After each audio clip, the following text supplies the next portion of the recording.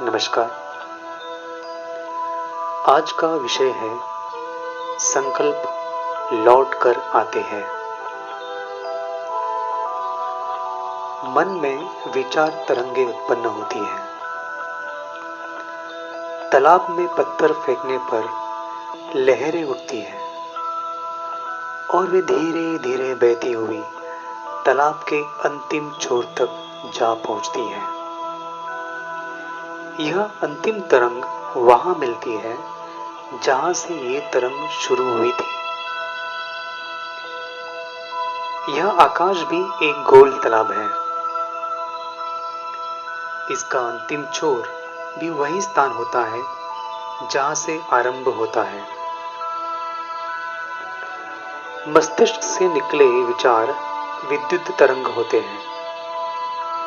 ये तरंगे आकाश में आगे आगे बढ़ती जाती हैं। आखिर में परिक्रमा पूरी करने के बाद वापिस मूल स्थान पर लौट आती है।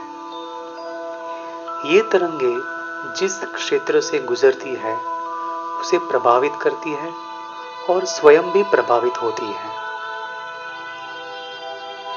समान वर्ग के पदार्थ अथवा प्राणी एक दूसरे से प्रभावित और आकर्षित होते हैं।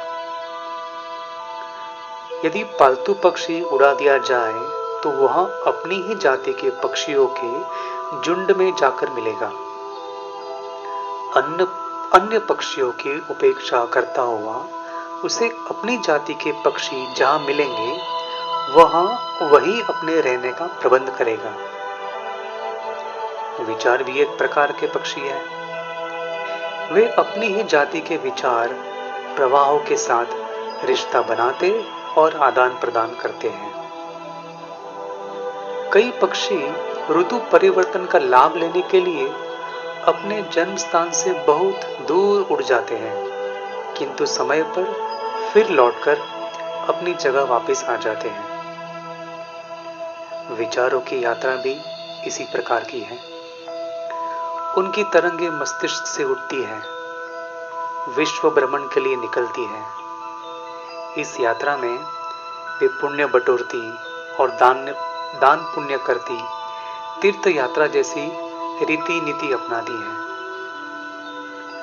भले या बुरे विचार मन से निकलते हैं और अपने साथ सजातियों का एक पूरा झुंड लेकर अपने उद्गम स्थान पर अधिक बलवान होकर लौट आते हैं। मनुष्य अपने विचारों से जहां असंख्य लोगों को लाभान्वित करता है वहां उनसे बहुत कुछ प्राप्त भी करता है। हमारे विचार दूसरों को कम और अपने को अधिक प्रभावित करते हैं।